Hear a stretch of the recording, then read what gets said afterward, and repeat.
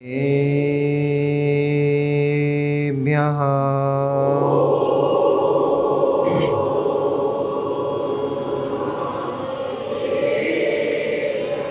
ॐ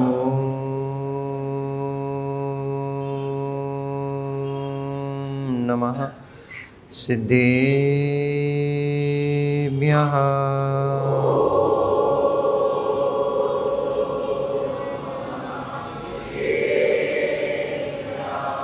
तव सिद्धे नय सिद्धे संयम सिद्धे चरित्र सिद्धया नाणं मिदंसणं मेया सिद्धे शिरसा नमस्सामि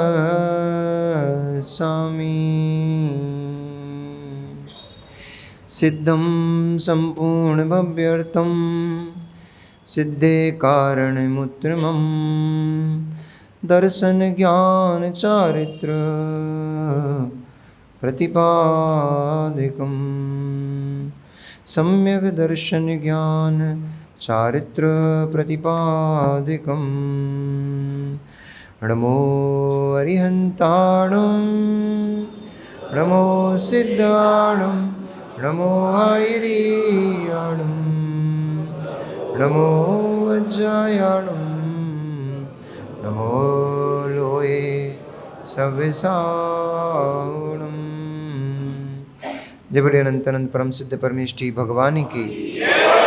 जय बोले देवादिदेव 1024 तीर्थंकर भगवान की। जय बोले देवादिदेव 1000 चिंतामणि प्रभु पार्श्वनाथ भगवान की। आचार्य भगवंत कुंद कुंद देव की।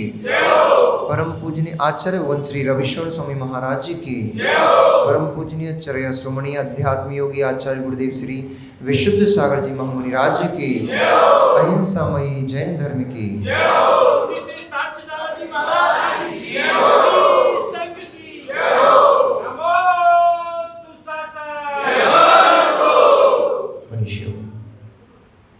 वर्तमान शासन आए भगवान वर्धमान स्वामी के शासन काल में हम सभी भव्य जीव यहाँ विराजते हैं। महाश्रमण परम भट्टारक उन भगवान वर्धमान स्वामी के मुख कमल से निश्चित भागवादिनी भगवती माँ जिनवाणी का हम सभी भव्य जीव यहाँ करुणांजलि लगा करके पान कर रहे हैं। यह भागवादिनी यह भगवती माँ जिनवाणी सभी जीवों का कल्याण करे, सभी जीवों का मोक्ष मार्ग प्रशस्त करे। पुरुष तो इस भू पर बहुत हुए हैं, पुरुषत्व को प्राप्त हो इस भू पर बहुतों ने किया है, लेकिन उनका पुरुषत्व किसी काम का नहीं। जो पुरुष पर्याय को प्राप्त करके और भोगों में लगकर अपनी इस स्वर्णिम देह को नष्ट करके चले गए, उनका आज इस भूमि पर कोई भी नाम लेने वाला नहीं है। क्या लगता है आपको? कितने पुरुषों ने, कितने जीवों ने इस धरा पर पुरुष पर्याय को प्राप्त किया? कितने जीवों ने इस धरा के ऊपर पुरुष पर्याय को प्राप्त किया, लेकिन उस पुरुष पर्याय को प्राप्त करके उन्होंने लाभ क्या लिया? क्योंकि वस्तु का मिलना महत्वपूर्ण नहीं है, वस्तु का मिलना उतना महत्वपूर्ण नहीं है। वस्तु मिल जाए फिर उस वस्तु से सार प्राप्त कर लेना, इसका नाम जीवन जीने की कला है, इसका नाम विज्ञान है, इसका नाम ज्ञान का क्षयोपम है, ज्ञान की प्रकर्षता है। आज कल तक हम आचार्य भगवंत रविशरण स्वामी जी के द्वारा रचित उस महान चरित्र पद्म चरित्र के ऊपर प्रकाश डाल रहे हैं। और कल तक हमने जाना कि आचार्य भगवान ने 6 बिंदुओं के माध्यम से इस संपूर्ण ग्रंथ का व्याख्यान किया है। इस ग्रंथ में सर्वप्रथम तो जो व्याख्या में भगवान का विपलाचल पर्वत पर समोशन का आना, वहाँ पर राजा श्रेणिक का जाना और उनके द्वारा पूछे गए प्रश्नों का भगवान की दिव्य ध्वनि में उत्तर को प्राप्त होना, काल चक्र और उसके बाद लंका आदि नगर की व्यवस्था, रावण की उत्पत्ति आदि अनेक अनेक, कल थोड़ी सी हमसे गलती हुई थी, 18,023 श्लोक प्रमाण ये पूरा ग्रंथ है। और जो 123 हम बता रहे थे, 123 पर्व हैं, यानी 123 अध्याय में यह ग्रंथ की रचना हुई। और उस रचना में सर्वप्रथम आचार्य भगवंत रविशरण स्वामी ने काल क्रम का वर्णन किया। भगवान जिनेन्द्र के मुखारविंद से सबसे पहले काल क्रम का वर्णन आया, क्योंकि जब तक काल को नहीं समझेंगे, समय को नहीं समझेंगे, तब तक उस समय के बीतते बीतते क्या परिवर्तन होता है इसको कैसे पकड़ पाएंगे। इसलिए आचार्य भगवंत ने यहाँ पर भगवान जिनेन्द्र के दिव्य ध्वनि से उस ज्ञान को प्राप्त किया, उस दिव्य शक्ति को प्राप्त किया जिस शक्ति से उन्होंने पद्मचर्य नाम का ग्रंथ रचना किया। चलते हैं मगध देश की तरफ, और उस मगध देश में राजगृही नगरी, उस राजगृही नगरी का वर्णन आचार्यों ने करते हुए लिखा कि वह मगध देश की राजगृही नगरी ऐसी सुशोभित होती थी जैसे कि साक्षात स्वर्ग की नगरी हो। सौधर्म इंद्र की नगरी जैसे सुशोभित होती है, ऐसे ही वह राजगृही नगरी सुशोभित हुआ करती थी। उस नगरी में जगह जगह स्थान स्थान पर मार्ग मार्ग में बहुत विशाल विशाल वृक्ष लगे हुए थे, और वो वृक्ष ऐसे थे, वृक्ष मन को मोहित करने वाले थे। वो वृक्ष निकलते हुए पतितों को शीतल छाया प्रदान करते थे। सज्जनों का तो काम शीतलता ही देना होता है। दुर्जन कष्ट देते हैं, सज्जन शीतलता देते हैं।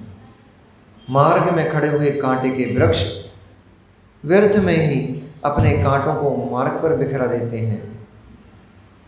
मार्ग में खड़े हुए कांटे के वृक्ष व्यर्थ में ही मार्ग में अपने कांटों को बिखरा देते हैं, जिनसे उस मार्ग पर चलने वालों को चुभन होती है, कष्ट होता है। पर वे वृक्ष धन्य है जो मार्ग में चलने वालों को, पतितों को, जो मार्ग में चलने वाले थके हुए प्राणी हैं, जीव हैं, उनको शीतलता प्रदान करते हैं और शीतल छाया प्रदान करते हैं, साथ ही साथ मिष्ट फल भी प्रदान करते हैं। ऐसी वह राजगृही नगरी जहाँ पर स्थान स्थान पर विशालकाय वृक्ष लगे हुए थे, जो वृक्ष पुष्पों और फलों से अपनी शोभा को दैदीप्यमान कर रहे थे। नगर नगर डगर डगर पर कुएं और बावड़ियां बनी हुई थी। उन कुओं से पानी को खींचते हुए स्त्रियां अपने बल, पौरुष और अपनी शक्ति का प्रदर्शन कर रही थी। पानी को भरती हुई और सिर पर लेकर, घड़ों को लेकर के चलती हुई वे युवतियां, ऐसा हो रहा था, ऐसा लग रहा था जैसे कि साक्षात मेघ, श्रावण महीने का मेघ स्वयं पानी को बरसाने के लिए आ गया हो। खलिहानों में धान के इतने ढेर लगे हुए थे जैसे साक्षात कुबेर ने आकर के और उस धान्य की वर्षा कर दी हो। पग पग पर, स्थान स्थान पर सुख और समृद्धि का वह नगर अत्यंत रमणीक था। जो साधुजन थे, उन साधुजनों के लिए वह स्थान योग का मंदिर हुआ करता था, योग का स्थान हुआ करता था, धर्म का केंद्र हुआ करता था। वहीं पर जो वैश्याएं रहती थीं, उन वैश्याओं के लिए और कामी पुरुषों के लिए वही स्थान काम को प्रदान करने वाला होता था, काम का मंदिर कहा जाता था, क्योंकि एक ही स्थान पर कौवा भी निवास करता है और हंस भी निवास करती है। एक ही स्थान पर कौवा भी निवास करता है और हंस भी निवास करता है। लेकिन मित्र, हंस का कार्य मोती को चुगना होता है, वहीं पड़ा हुआ उस हस्ती के गंड स्थल से हंस तो मोती को चुनकर चला जाता है, लेकिन काक उसके मांस को ही नोचते नजर आता है। ऐसे ही पवित्र स्थान पर भी पापी आत्माएं हो, ऐसा कोई इसमें कोई आश्चर्य की बात नहीं है। पवित्र स्थान पर भी पापी आत्माएं निवास कर सकती हैं। ये तो हृदय की कोमलता और कटुता की बात है। जिन जीवों का हृदय कोमल होता है, जिन जीवों का हृदय धर्म से आच्छादित होता है, वे जीव अपने आप शीतलता प्रदान करने वाले दिखाई देते हैं। और जिन जीवों का स्वभाव ही नीम की तरह कटु है, उन जीवों से कोई अपेक्षा नहीं की जा सकती। वे जब भी देंगे कटुता ही देंगे। उनसे जब भी प्राप्त होगा कटुता ही प्राप्त होगी, नीम का कड़वापन ही प्राप्त होगा। पर वे भी कभी ना कभी, जैसे समय आता है उस नीम में भी निबोरी लग जाती है और निबोरी समय पाकर पककर मिष्ट हो जाती है। ऐसे ही वे पापी जीव भी, वे भी तिरस्कार के पात्र नहीं हैं, वे भी धिक्कार के पात्र नहीं हैं। क्यों?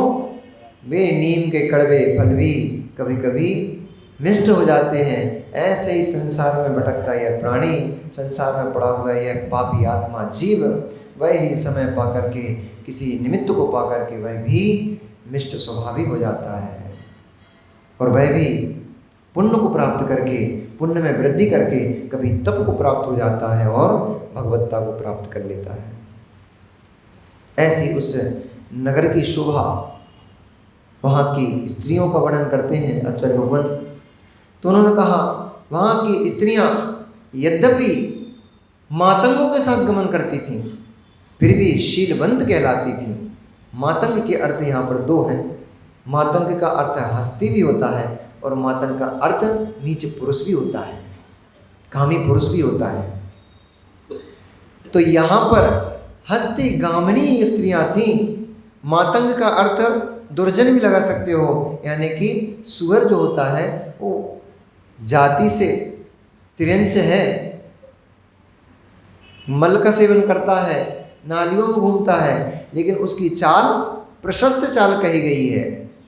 तो वे जो राजगृह की स्त्रियां थीं, वे स्त्रियां उस सुअर की चाल से गमन करने वाली थीं, उस हस्ती की चाल से गमन करने वाली थीं। इसलिए कहा कि मातंग गामिनी वे स्त्रियां शीलवंती हुआ करती थीं।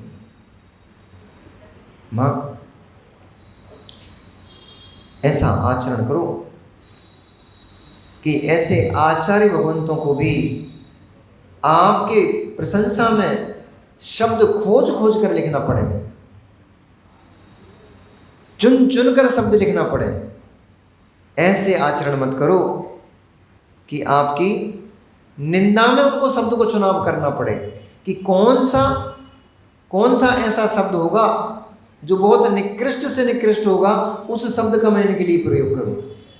ऐसा न सोचना पड़े आचार्यों को, ऐसा सोचना पड़े कि इनके बारे में यदि मुझे कुछ लिखना है तो ऐसे कौन से उत्कृष्ट शब्दों का प्रयोग करूं ताकि इनके ऊपर वह बैठ जाए, फिट बैठ जाए वह शब्द इनके ऊपर। इसलिए आचार्य ने लिखा वे हंसगामिनी, वे गजगामिनी स्त्रियां शीलवंत हुआ करती थी। अपने पति के सिवाय पर पुरुष उन सभी के लिए बड़े भाई के तुल्य और पिता के तुल्य हुआ करते थे, और छोटे अपने छोटे भ्राता के तुल्य हुआ करते थे अथवा देवर आदि के तुल्य हुआ करते थे। वे शीलवंती स्त्रियां श्रृंगार करती थीं, लेकिन श्रृंगार करके राहों पर नहीं घूमती थीं। वे शीलवंती स्त्रियां श्रृंगार यद्यपि किया करती थीं, लेकिन श्रृंगार अपने पति को प्रसन्न करने के लिए भवन के अंदर श्रृंगार किया करती थीं। अब सीखना चाहिए माँ। आपका श्रृंगार, आपका रूप लावण्य कहीं किसी के सील को भंग तो नहीं कर रहा है? क्योंकि रूप देख करके स्वरूप भ्रष्ट हो जाते हैं, रूप देख करके स्वरूप भ्रष्ट हो जाते हैं। आप तो श्रृंगार करके निकल पड़े। शायद मैंने एक दिन और भी बोला था कि मंदिर में कभी, अभी देखेंगे पर्युषण पर्व आएंगे तो जितने, अभी पर्युषण पर्व जब आएंगे तो जितने सामान्य आप प्रतिदिन मंदिर में आते हो उतने ही असामान्य होकर के आप पर्व के दिनों में मंदिर में आते हो। नहीं होता कैसा? सामान्य दिनों में आप सामान्य वस्त्र पहन करके आओगे, कोई ज़्यादा श्रृंगार करके नहीं आओगे। लेकिन जब पर्युषण पर्व चलेगा, जब महावीर जयंती का पर्व आएगा, जब आदिनाथ भगवान की जयंती आएगी, जब अभी परशुनाथ भगवान का आने वाला मुकुट सप्तमी आएगी, उस समय व्रतों को धारण करोगे, उपवास को करोगे, व्रतों को करोगे, स्वाध्याय करोगे, सब करोगे, श्रृंगार करके मंदिर में प्रवेश करोगे। श्रृंगार किसके लिए? श्रृंगार किसके लिए? कल महाराज एक दोहा बोल रहे थे ना, पूत सपूत तो का धन संचय, और पूत कपूत तो का धन संचय। पुत्र सुपुत्र है तो मित्र बहुत धन संचय करने की आवश्यकता नहीं है। वह पुत्र गुणवान है, अपने जीवन को स्वयं समृद्धशाली बना लेगा। और पुत्र यदि कुपुत्र है, आप कितना भी उसके लिए धन संचय करके रख जाओ, कितनी भी संपत्ति रख जाओ, वो व्यसनों में सब नष्ट कर देगा। हमने तो प्रत्यक्ष में उदाहरण देखे, प्रत्यक्ष में उदाहरण देखे। एक ही परिवार में दो पुत्र, एक ही परिवार में दो पुत्र और घर में अपार संपदा। वे दिन भी उस घर के हमने देखे जब उस घर में घर के आंगन में झूले पे बैठ करके मित्र हमारे खीर खाया करते थे, झूले पे बैठ करके और किससे कहानी सुना करते थे। और इतना वैभव, इतनी संपदा कि स्वयं को शायद पूरे जीवन भी खर्च करें तो भी उस संपदा का खर्च न कर पाते। पर हो पूत कपूत, पुत्र सुपुत्र निकल जाए तो धन में वृद्धि होती है। ध्यान से सुनना, पुत्र सुपुत्र निकल जाए तो धन में वृद्धि होती है, पुत्र सुपुत्र निकल जाए तो यश में वृद्धि होती है।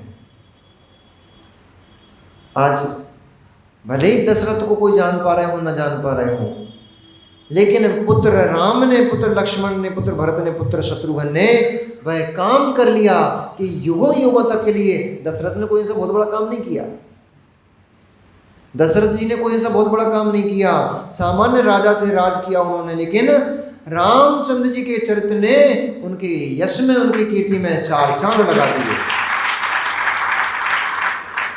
जितने भी युवा बैठे हैं यहाँ पर, बेटो, भाइयों, आशु बाबा बैठे हो, जितने भी युवा यहाँ पर बैठे हैं, जीवन में कुछ कर सको ना कर सको, बहुत विकल्प मत करना, मुनिराज बन सको, क्योंकि सबसे उत्कृष्ट तो पर्याय का यही कार्य है।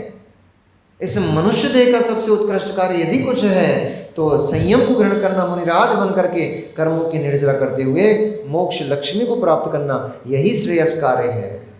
माँ, भले ही स्त्री पर्याय प्राप्त की है सो क्या हुआ, कम से कम निर्ग्रंथ भावलिंगी मुनिराज आप नहीं बन सकते तो मुनि आर्यिका तो बन सकते हो कि नहीं बन सकते हो। और आर्यिका बन करके भी आप स्वर्ग की यात्रा तो कर सकते हो, और वही आर्यिका के संस्कार पुनः आपको पुरुष पर्याय को प्राप्त करा देंगे। सीता के जीव को प्रतिइंद्र बना के नहीं, सीता का जीव प्रतिइंद्र बना के नहीं बना, स्त्री पर्याय का छेदन किया कि नहीं किया, इसी से किया है जो आपके पास है, कहीं अलग से दूसरा कुछ नहीं लाई थी।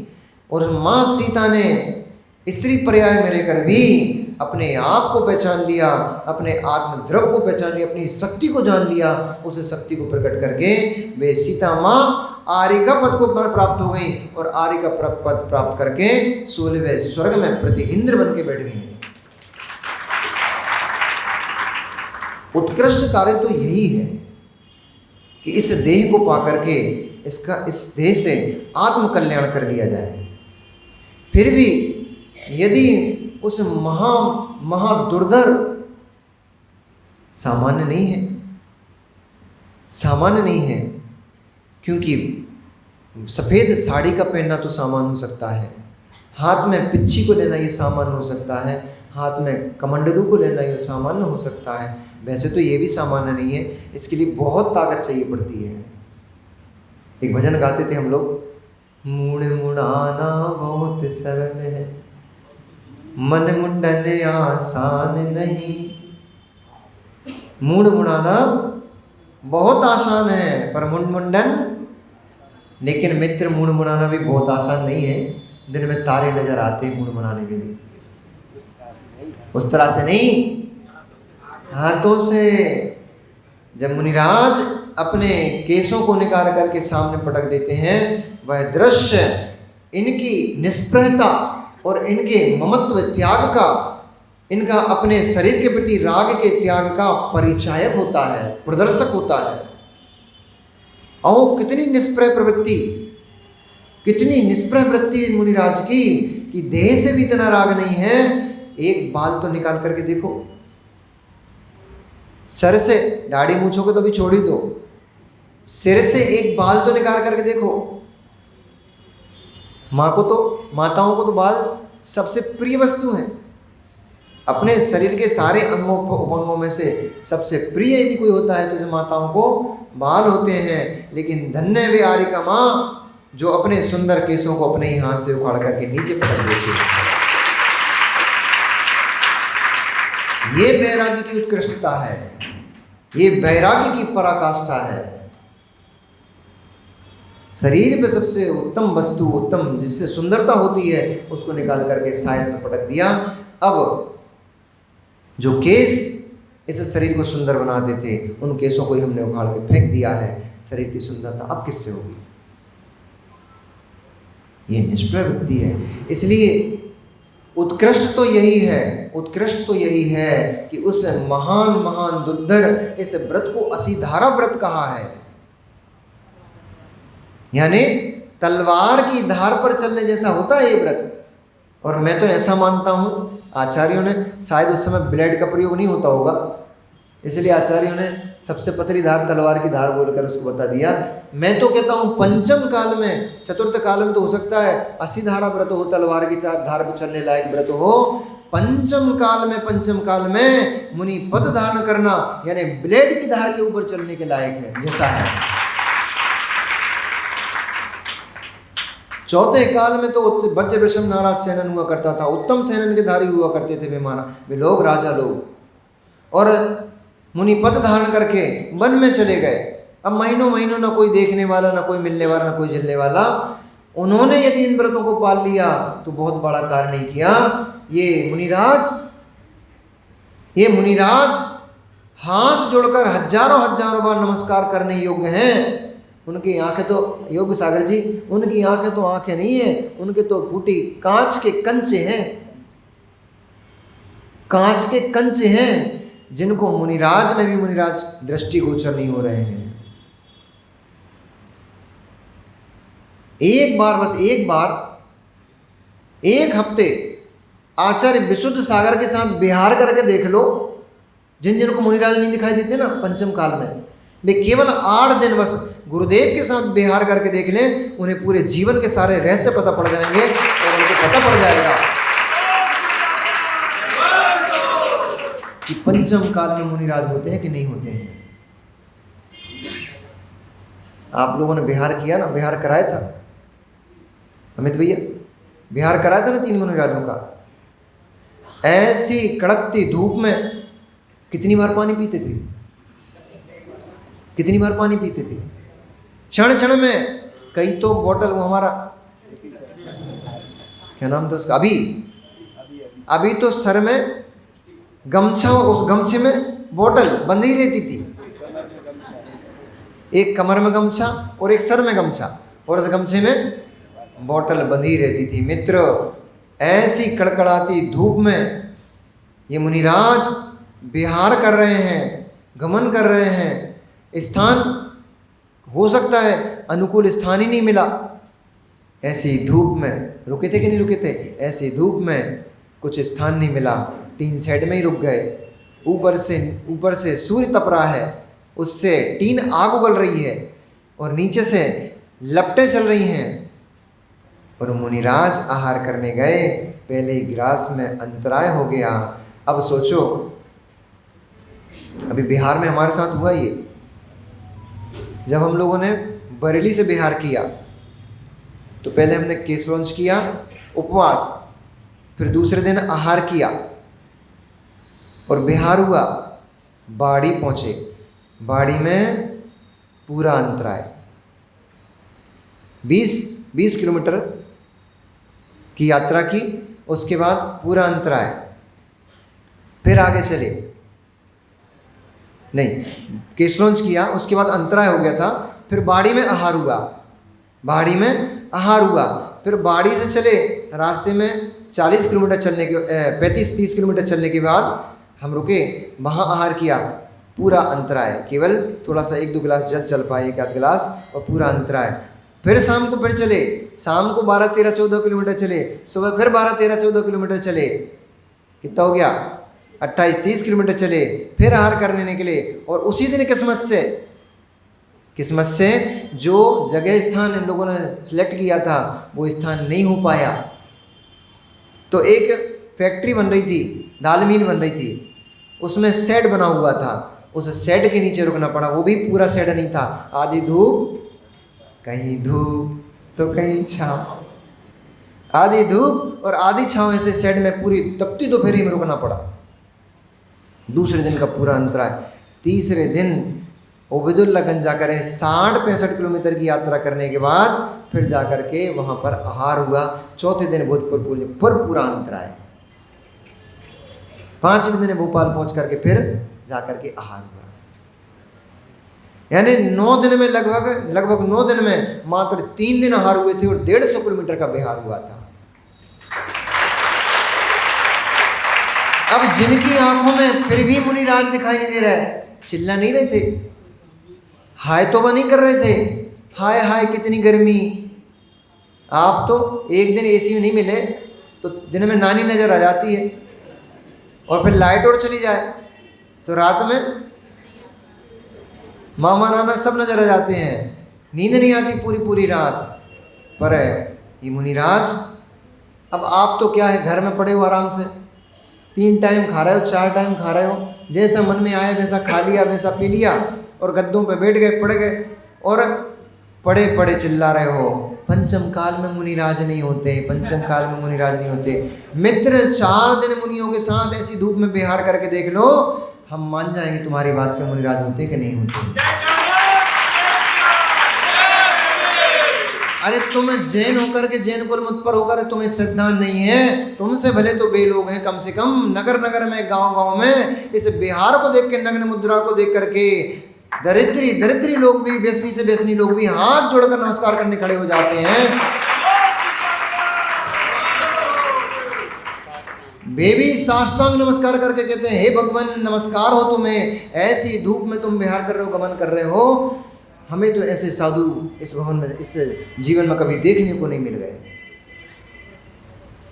तुम्हें फिर भी मुनिराजों के अंदर दर्शन नहीं हो रहे हैं। तुम्हारी आंखें नहीं है, तुम्हारी आंखें तो बरसात में बन गए भरके हैं। भरके समझते हो? भरका नहीं समझते? अरे खेतों में पानी के बहने से जगह जगह गड्ढे हो जाते हैं, बड़े बड़े जगह जगह गड्ढे हो जाते हैं, मिट्टी के बह जाने से गड्ढे हो जाते हैं। ऐसे हम नहीं कह रहे, नहीं तो कल हम सभी हमको लड़ने जाओ हमसे। आचार्य भगवंत रविशंकर स्वामी ने लिखा इस ग्रंथ में कि बेजीव धिक्कार के योग्य जीव हैं, बेजीव धिक्कार के योग्य जीव हैं, जिन्हें पंचम काल में मुनिराजों के दर्शन नहीं होते हैं। उन जीवों का जीवन नरक के समान समझना चाहिए, उन जीवों का जीवन धिक्कार समझना चाहिए जिन जीवों को ये मनुष्य देह प्राप्त करके भी उसको वे जीव इस देह को भोगों में नष्ट कर डालते हैं, उससे कुछ सार प्राप्त नहीं करते हैं। आचार्य भगवंत ने लिखा कि उन जीवों का जीवन तो व्यर्थ का है। आपके हाथ नहीं है, बांस के डंडे हैं। आपके मतलब जो उन लोगों के, उन जीवों के हाथ नहीं है, उन जीवों के हाथ तो बांस के डंडे हैं, जिन जीवों के हाथ मुनिराजों के हाथ पर ग्रास नहीं रखते हैं।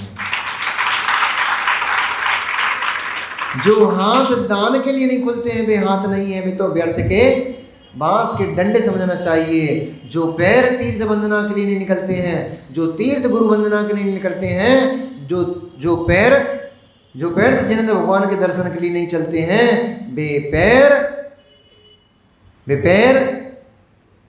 केले के व्यर्थ स्तंभ के समान समझना चाहिए। जैसा केले के छिलके छीलते जाओ उसमें कोई सार नहीं निकलता है, ऐसे ही उनके पैरों का क्या सार जो भगवान की वंदना के लिए नहीं जाते हैं।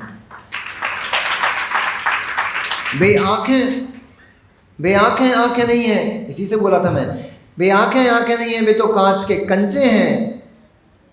जो आंखें भगवान जिन्हें के दर्शन को नहीं प्राप्त होती हैं, वे आंखें जो मुनिराजों के दर्शन नहीं करती हैं, जिनवाणी का स्वाध्याय नहीं करती हैं, वे आंखें नहीं, वे तो कांच के कंचे हैं।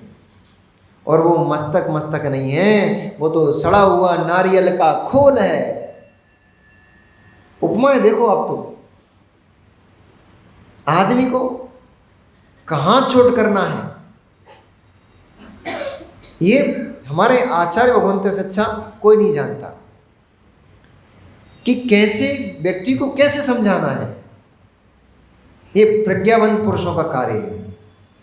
उन्होंने कहा वो मस्तक तो सड़े हुए नारियल के खोल के समान है, जिस मस्तक में जिनवाणी नहीं घुसती है, जिस मस्तक में जो मस्तक भगवान के चरणों में झुकता नहीं है, जो मस्तक गुरुओं के चरणों में नहीं झुकता है, जो मस्तक विनयी नहीं होता है, श्रेष्ठ पुरुषों के आगे झुकता नहीं है, वो मस्तक तो सड़ा हुआ नारियल का खोल है। एक अंग का वर्णन किया उन्होंने, एक अंग का वर्णन। कानों का बोला, कानों के लिए भी बोला कि वो कान तो कमल की नाल होती है ना, कमल की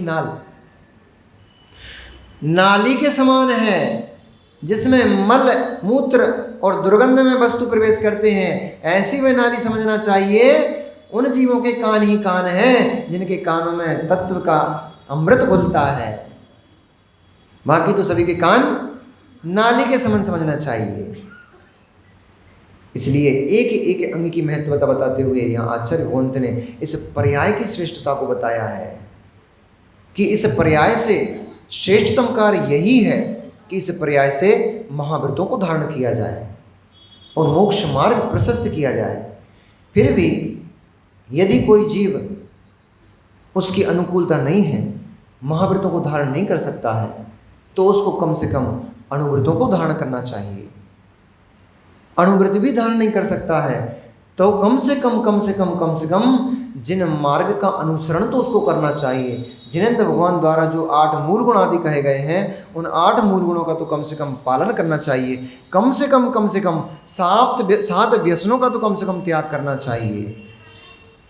रात्रि में भोजन का तो त्याग करना चाहिए। वे तो जैन नाम के हैं, JAIN,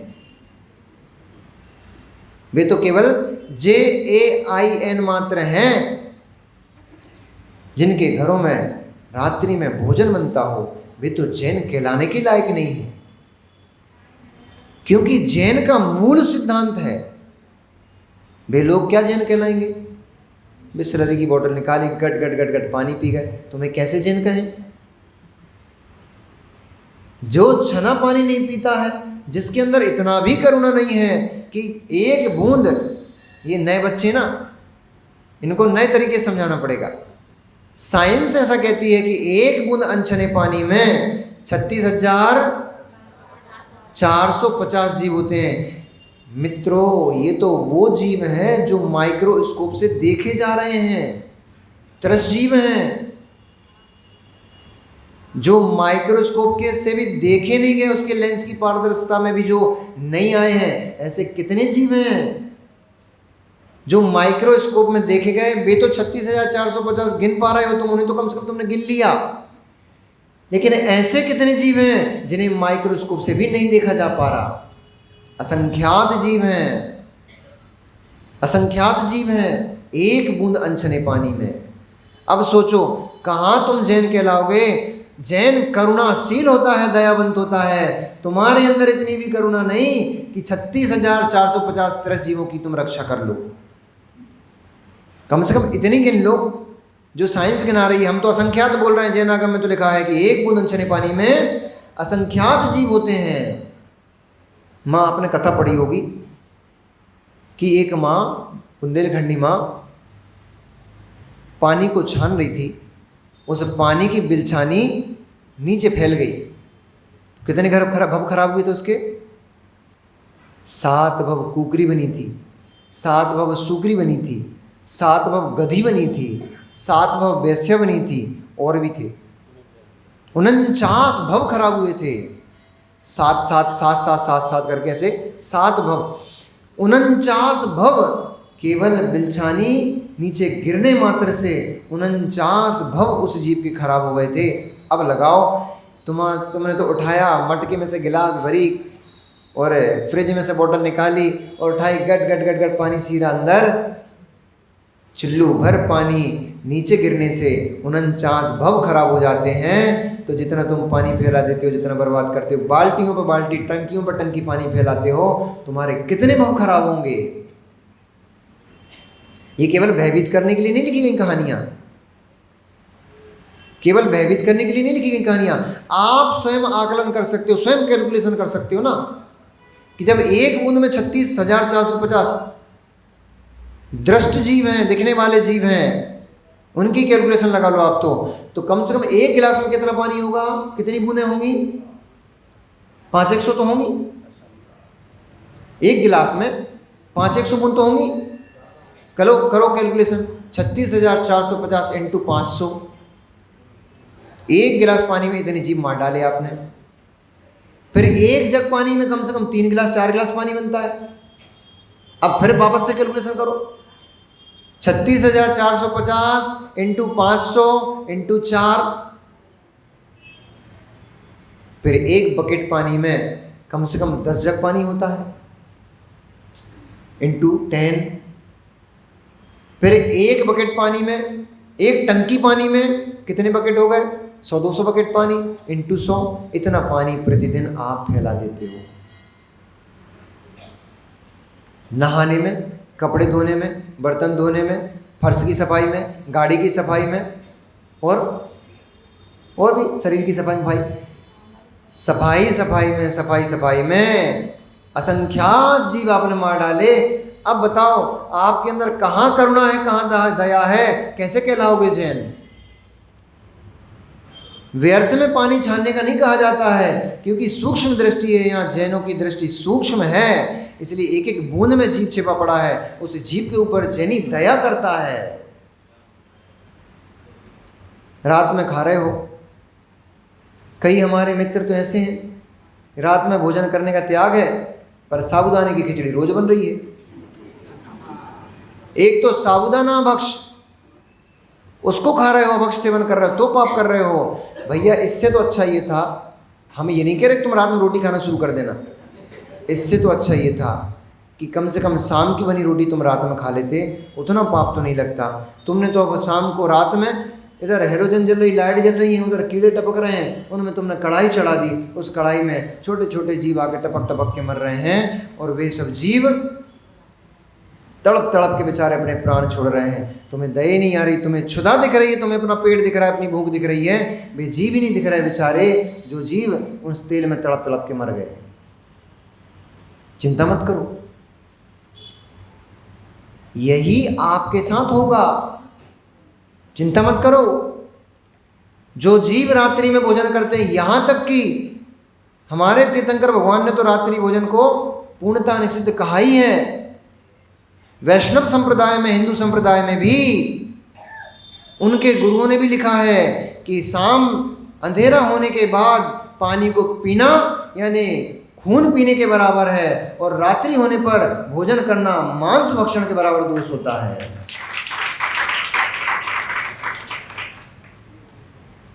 अब बताओ तुम जैन हो, क्या तुम जैन हो? प्रश्न चिन्ह है। इसलिए जो रात्रि में खा रहे हैं वे रात्रि में खाने वाले नाम के ही जैन मात्र हैं, वे धर्म के जैन नहीं हैं। नाम के जैन होने से स्वर्ग मोक्ष नहीं मिलेगा, धर्म के जैन होगे तब स्वर्ग मोक्ष मिलेगा। नाम के जैन बने रहे, रात में खाते रहे, आलू प्याज भटा खाते रहे, प्याज खाते रहे, लहसुन खाते रहे, अभक्ष्य पदार्थ होटलों में खाते रहे, और रात्रि में भोजन करते रहे, अनछना पानी पीते रहे, नियम से नरक के दुखों को भोगना ही पड़ेगा, भोगना ही पड़ेगा। वो उस नगर में जो धर्मात्मा जीव थे, वे यद्यपि सभी जैन ना होने पर भी रात्रि भुक्ति के त्यागी हुआ करते थे। इसलिए इतना सब प्रकरण लिया। कहाँ? राजगृही नगर में यद्यपि सभी जैनेंद्र भगवान के उपासक नहीं थे, तब भी वे सभी के सभी रात्रि भुक्ति के त्यागी थे। वे लोग भी रात्रि में पानी का उपयोग नहीं करते थे, पानी नहीं पीते थे। वे लोग भी अनछना पानी नहीं पीते थे, वे भी छान कर पीते थे। उनके अंदर भी जीव दया थी। ऐसा वह सुंदर नगर, राजगृही नगरी, उस नगरी के शासन करने वाले राजा श्रेणिक, जो सम्यक दृष्टि छायक जीव थे, और वे राजा प्रजा के पालन में तत्पर रहते थे। प्रजा को अपने वत्स, अपने बच्चे की भांति पालन करते थे। सूरवीरता में बड़े बड़े योद्धा राजा, बड़े बड़े महाराजा उन राजा श्रेणिक का पार नहीं पा सकते थे। बड़े बड़े योद्धा उनके सामने नतमस्तक हो जाते थे। मुकुटबद्ध राजा भी उनके सामने उनके चरणों को छूते थे। विशाल साम्राज्य के धनी, विशाल धन संपदा के धनी वे राजा श्रेणिक, जैसे ही बनपाल ने आकर के समाचार दिया, हे राजन, अहोभाग्य हमारा है, हमारा नगर पवित्र हो गया। साक्षात भगवान तीर्थंकर महावीर स्वामी विपुलाचल पर्वत पर आकर रुक गए हैं।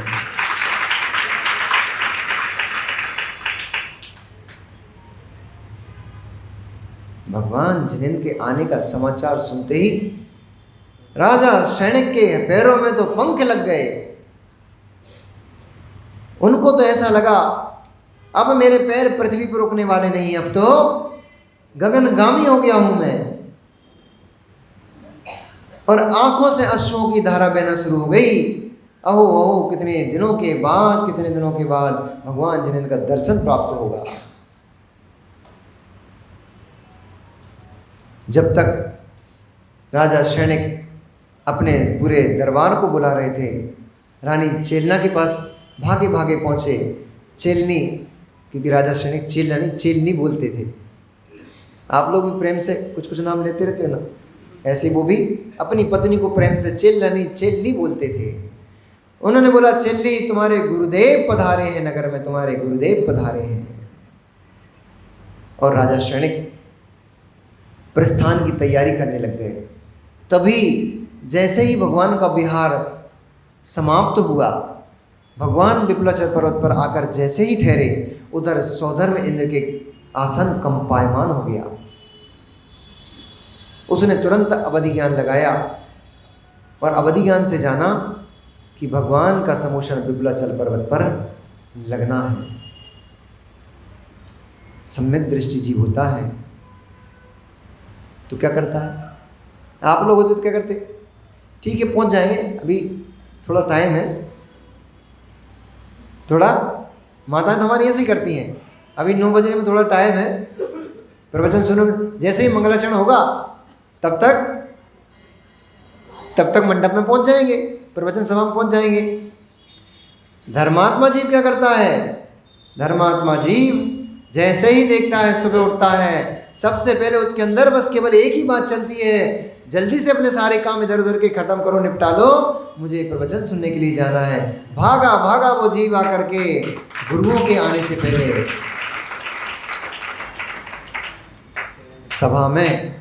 सभा में एक अच्छी सभा का लक्षण ये होता है, भक्तों की सभा का लक्षण ये होता है, और जो जिन भक्त हैं उनकी सभा का लक्षण होता है गुरु के मंच पर आने से पहले सभासद पहुंच चुके होते हैं। और गुरु जब मंच की ओर पधारते हैं तो सारी की सारी सभा खड़े होकर के उनका आह्वान करती है, उनकी आगवानी करती है। ये एक अच्छी सभा का लक्षण है।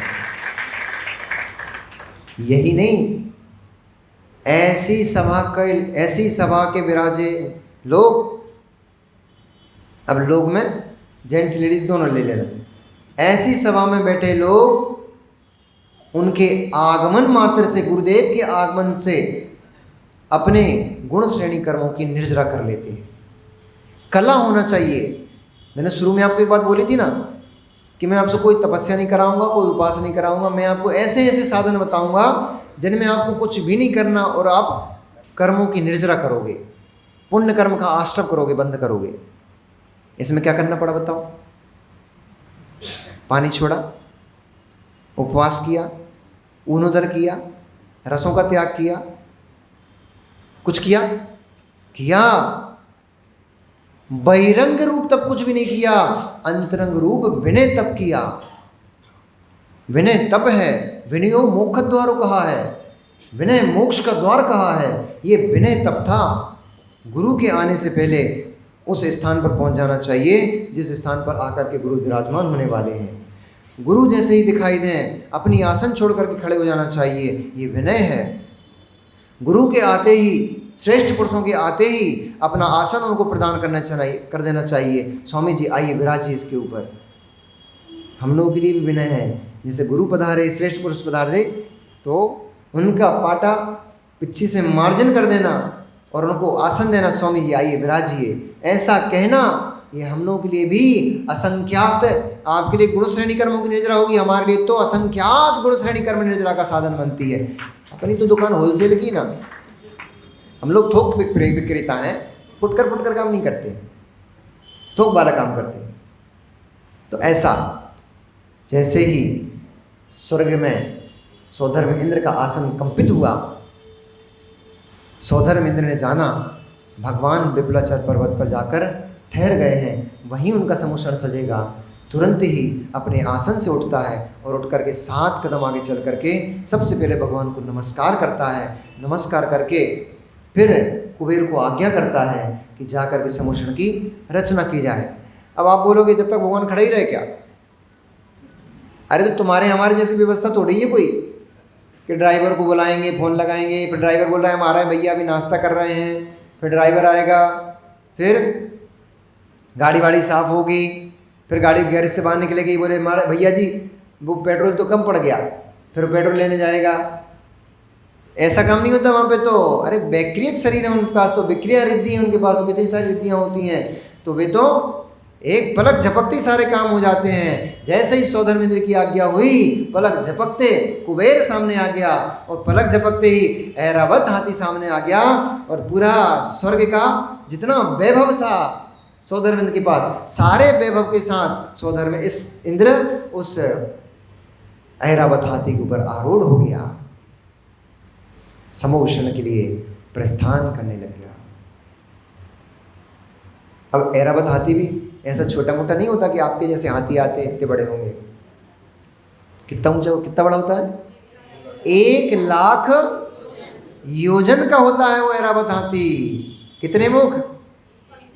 32 मुख होते हैं। और दांत कितने दांत होते हैं? एक मुख में 2 दांत, ज़्यादा होते हैं। अब हमें पता नहीं कितने होते हैं, भूल गए हम भी। और उन दांतों पर सरोवर बने हुए हैं। उन दांतों पर एक काल्पनिक विषय नहीं है, कारण ये है क्योंकि वो वैक्रियक है, विक्रिया से बनाया जाता है। देव ही होता है जो देव ऐरावत हाथी बनता है। उसके दांतों पर तालाब है, सरोवर है। उन सरोवरों के मध्य में कमलियाँ हैं, कमल बने हुए हैं, और उन कमलों पर एक एक कमल के ऊपर देवांगनाएं नृत्य करती रहती हैं।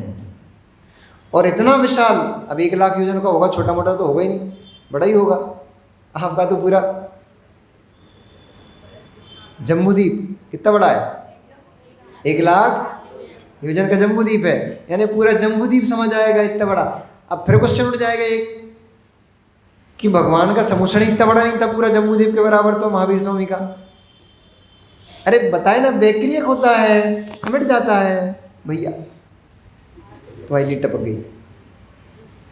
बेक्रियक होता है, उसके संकुचित कर देते हैं, विक्रिया से छोटा कर देते हैं, पर जब वहां से चलता है तो वो 1 लाख योजन का हस्ती, पूरा स्वधर्म इंद्र का पूरा परिवार उस हस्ती में समाहित हो जाता है। और ऐसा विशाल काय हाथी पर आरूढ़ होकर के वो स्वधर्मेंद्र भगवान की वंदना के लिए समूषण में प्रवेश करता है। प्रवेश करते ही अब आप लोग क्या करते हो, जैसे गाड़ी बाहर पार्क करना पड़ती है ना, अब ऐसे ही वो हाथी थोड़े प्रवेश करेगा उतना बड़ा, तो इसलिए हाथी की भी विक्रिया को समेट दिया जाता है, वो भी एक जगह पार्क कर देते हैं। और सारे देव देवांगनाएं उस हस्ती से उतर करके समूषण में नतमस्तक होते हुए, समूषण की भूमि को नमस्कार करते हुए समूषण में प्रवेश करते हैं। जहाँ से देखो वहाँ से, कहीं से देवों के विमान चले आ रहे हैं, कहीं से हाथी चले आ रहे हैं, कहीं से घोड़े चले आ रहे हैं, कहीं पैदल लोग भागे भागे चले आ रहे हैं। समूषण में भगवान के दर्शन करना है।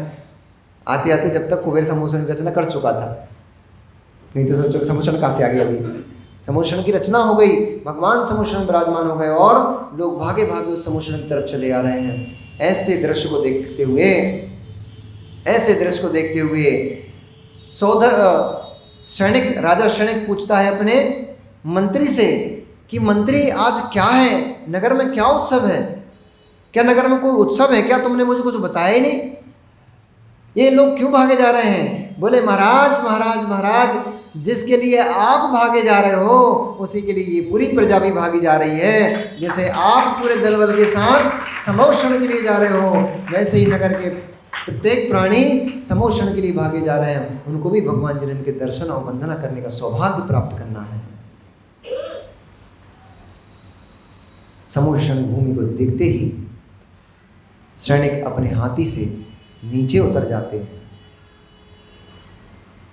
समूषण को देखते ही राजा सैनिक अपने हाथी से नीचे उतर जाते हैं और नीचे उतर करके नमस्कार करते हुए समूषण में प्रवेश करते हैं। अहंकारी लोग होते हैं, मान कसाई लोग। मंदिर को आप समूषण मानते हो कि नहीं मानते हो? मानते हो? मंदिर को समूषण मानते हो कि नहीं मानते हो? क्योंकि समूषण में क्या क्या होता है, भगवान होते हैं, वहाँ दिव्य ध्वनि खिड़ती है और सभा लगी होती है, मुनि हारिका श्रावक श्राविका, ठीक, सभा लगी होती है। आपके मंदिर में भगवान विराजमान है, जिनवाणी माँ विराजमान है, मुनि आदि विराजमान है अथवा श्रावक श्राविकाएँ विराजमान है। आपका मंदिर भी समूषण है। उसके सामने से निकलते हुए अगर आपके पास इतना समय नहीं भी हो कि मंदिर में प्रवेश करके भगवान को नमस्कार करके आ पाओ, तो कम से कम इतना तो कर लिया करो कि मंदिर के सामने से जब निकलो 1 सेकंड के लिए अपनी गाड़ी वाहन को खड़ा करके भगवान को एक धोख तो दे लिया करो और धोख दे करके फिर आगे बढ़ जाया करो। इतने हैं, मतलब स्वधर्म इंद्र से भी बड़े वाले हैं। वो तो कम से कम अपने बाहर को दूर पार्क करके आया, खड़ा करके आया और भगवान जिनेंद्र के समूषण के दर्शन करते ही सबसे पहले नतमस्तक हो गया। नतमस्तक होकर भगवान को समूषण को नमस्कार किया, फिर प्रवेश किया। हम लोग उससे भी बड़े वाले हैं। मतलब इतना अहंकार इस आदमी के अंदर, इस जीव के अंदर है कि भगवान के मंदिर के सामने से निकल जाता है, सिर भी नहीं झुका पाता है। कितना आपका दुर्भाग्य है। जो झुकाते हैं उनका नहीं है, जो नहीं झुकाते उनका। कितना दुर्भाग्य है, कितना दुर्भाग्य है। 3 लोग के नाथ, अरे अरे आप तो पुण्य की बलिहारी कहो, पुण्य की बलिहारी कहो कि आप मनुष्य पर्याय में आ गए, आपको तो दर्शन भगवानों के हो रहे हैं, जिन्हें भगवान के दर्शन मिल रहे हैं। ऐसे ऐसे देशों में लोग बसे पड़े हैं जो तरस जाते हैं। कई लोग जाते हैं, आते हैं हमारे लोग पास तो बताते हैं, महाराज जी, कोई बोलता है हम ऐसे ऐसे देशों में हैं जहाँ पर भगवान के दर्शन ही नहीं होते हैं। जॉब के लिए हमें वहाँ पर ज़रूरी है जाना पड़ता है, वहीं रहते हैं, लेकिन 6-6 महीने निकल जाते हैं, साल भर निकल जाती है, हम भगवान के दर्शन नहीं हो पाते। वे वहाँ बैठे कम से कम पुण्य आत्मा है, उनको कम से कम इस बात की ललक तो है कि हम पापी आत्मा भगवान को दर्शन नहीं कर पा रहे हैं, इससे ही कर्मों की निर्जरा कर रहे हैं, पुण्य कमा रहे हैं। यहीं रहते हुए वे पाप आत्मा जीव कैसे कहलाएं, पुण्य आत्मा उनको कैसे कहें? तो पाप आत्मा ही जीव हैं कि भगवान के मंदिर के सामने से निकल जाते हैं लेकिन दर्शन भी नहीं कर पाते। कम से कम 24 घंटे में कम से कम एक बार तो जिनेंद्र भगवान के मंदिर आ जाया करो। उनके दर्शन करने नहीं आओ कोई बात नहीं, अपने दर्शन उन्हें देने आ जाया करो कि लो भगवान हम आ गए, हमारे दर्शन कर लो, तो भी काम बन जाएगा।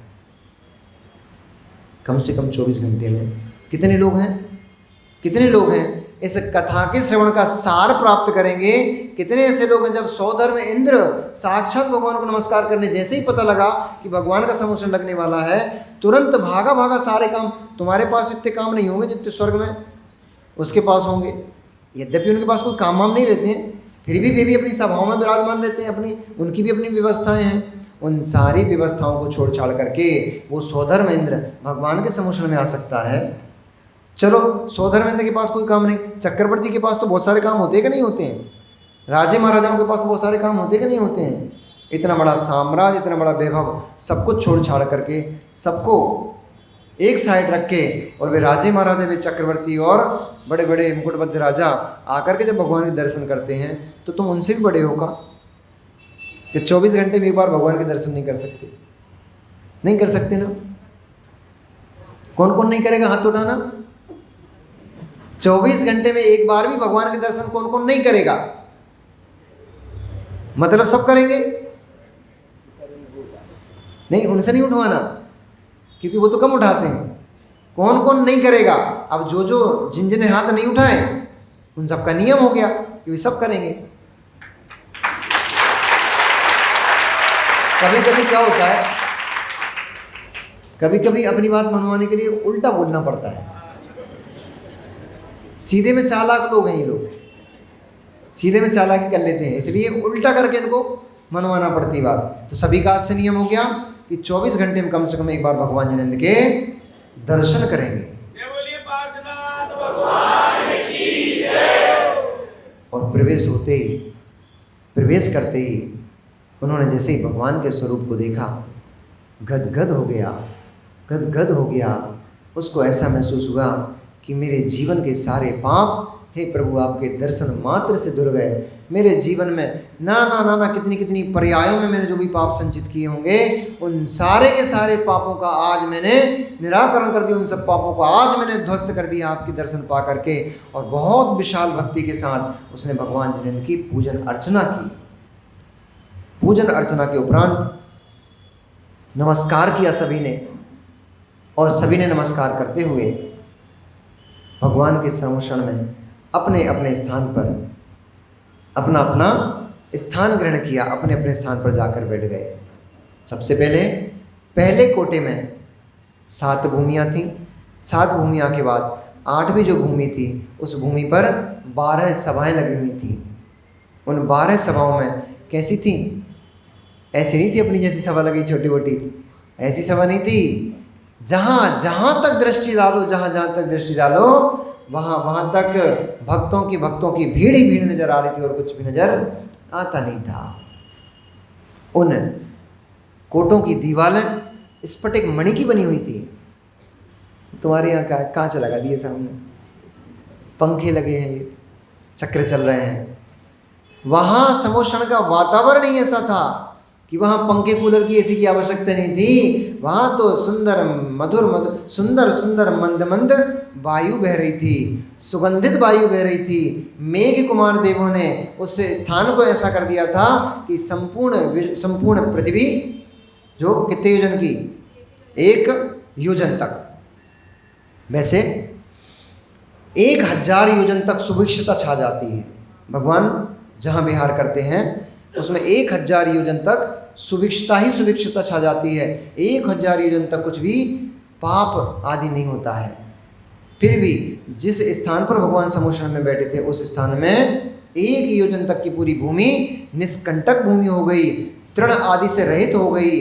और जैसा आपका मौसम हो रहा है ना, अभी तो थोड़ा गर्म मौसम हो रहा है, ये तो इससे भी और सुंदर वहाँ का वातावरण हो जाता है। वहाँ के मौसम में सब अनुकूलताएं हो जाती हैं। 6 ऋतुओं के संपूर्ण फल फूल जितने भी होने लगते हैं उस समुद्र की भूमियों में फलने फूलने लग जाते हैं। लता भूमि होती है, वृक्ष भूमि, उन भूमियों में सभी फल फूल फूलने लग जाते हैं। जो मिथ्या दृष्टि जीव होते हैं, जो मिथ्या दृष्टि जीव होते हैं, जो अभव्य जीव होते हैं, वे तो जाएंगे, देखेंगे, ध्वज भूमि में पहुँचेंगे, नाट्यशालाएँ लगी हुई हैं, सबसे पहले तो ये मिल जाती हैं। जैसे ही प्रवेश होता है सबसे पहले नाट्यशालाएँ मिल जाती हैं, बस वहीं उलझ के रह जाते हैं। देवांगनाएँ उस नाट्यशालाओं में नृत्य कर रही हैं, नौटंकियाँ जगह जगह चल रही हैं। जैसे आपके सिनेमा चलते हैं ना, वीडियो चलते हैं, फोटो सेशन होता है, ऐसे वहाँ पे भी सब चलता है कार्यक्रम। तो वे नाट्यशालाओं में नाटक देखने में उलझ जाते हैं। तो उससे ऊपर बढ़ेंगे तो ध्वज भूमियाँ हैं, लता भूमि है, और भी भूमियाँ हैं, उनमें इतने सुंदर सुंदर ध्वज लगे होते हैं। उनकी ध्वज जो फहरा रहे होते हैं, उन ध्वजों को देखने में मस्त हो जाते हैं, उनमें फोटो सेशन में लग जाते हैं, चित्रकारी करवाने में लग जाते हैं, वहीं पे उनमें ही उलझ गए, ऊपर जा ही नहीं पाए। लता भूमियाँ हैं तो उनमें बहुत प्रकार की लताएं, बहुत प्रकार के फल फूल होते हैं, उनमें ही उलझ गए, वहीं देख के रह गए, आगे बढ़ ही नहीं पाए। ऐसी अनेक अनेक भूमियाँ होती हैं। और कल्प वृक्ष भूमि है, जो रागी लोग होते हैं जीव, वो कल्प वृक्षों से अपनी इच्छाओं की पूर्ति में उलझे रहते हैं। उनको मतलब ही नहीं है कि ऊपर आगे चल के क्या होने वाला है। वो सब तो इन्हीं चीज़ों में, जैसे आप लोग जाते हो ना पंचकर्णक देखने, समय तो बहुत सारा हो गया, जैसे आप लोग जाते हो ना पंचकर्णक में, तो भगवान के दर्शन करे बहुत है, फिर कहीं वो झूले वूले लगे रहते हैं, हेडोले, वो झूलने में लग जाते हो। कहीं दुकानें लगी रहती हैं चूड़ियों मुड़ियों की, रोटी बेलना मिलना की, और वो बेलना मिलना खरीदने में लग जाती हो। तो कहीं चाट पकौड़ी की दुकान लगी होती है, उसमें लग गए। कहीं गन्ने की चरखी लगी तो गन्ना पीने में लग गए। इसके लिए गए थे क्या समुद्र में, पंचकर्णक में इसके लिए गए थे क्या? ये तो पूरे ब्रह्मांड में भरे पड़े हैं, इनके लिए पंचकर्णक में नहीं जाना पड़ता। पंचकर्णक में तो ये देखने जाना पड़ता है भगवान कैसे बनते हैं। अब गए थे भगवान कैसे बनते ये देखने, और आ गए गन्ने का रस पी के, तो बोले संसारी कैसे बनते ये सीख के आ गए।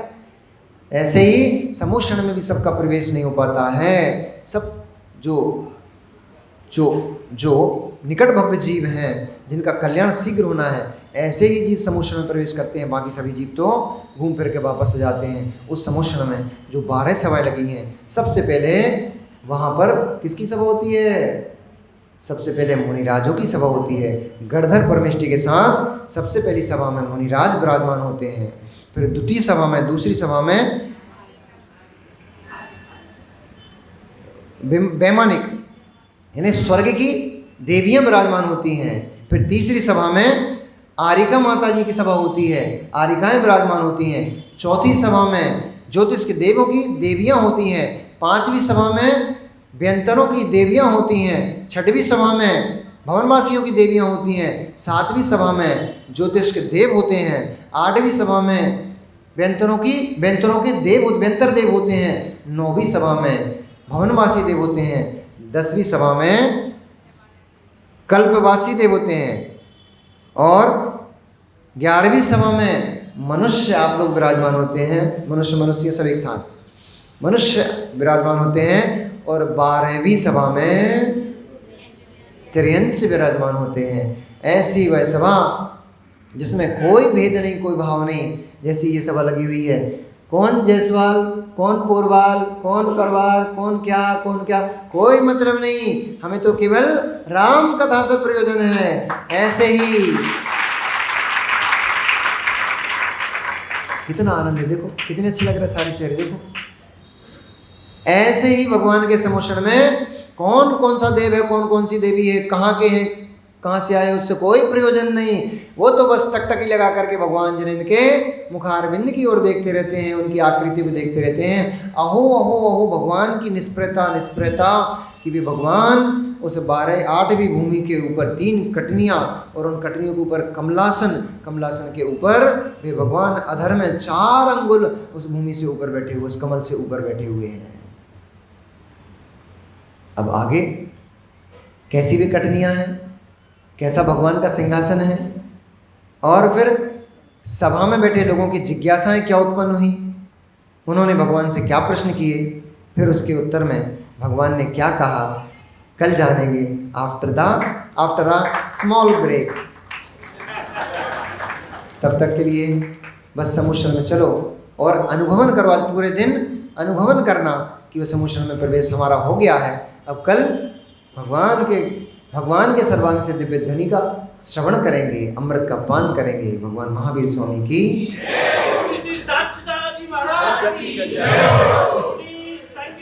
पता है